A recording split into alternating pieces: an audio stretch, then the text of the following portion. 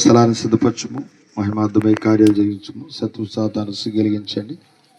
పాడేవారు, వాదులు వాంచేవారు, వాక్యం అందించేవారు, ప్రార్థించేవారు, పాటలు పాడేవారు, దయగల తండ్రి వ్యక్తిగతంగా మనుషులతో మాట్లాడేవారు, బుక్లెట్స్ అందించేవారు, పత్రికలు పంచేవారు, ప్రతి ఒక్కరిని కూడా అభిషేకించి బలపరిచి మీ ఆత్మచేత నింపి బలమైన పాత్రలు చేసి వాడుకోను.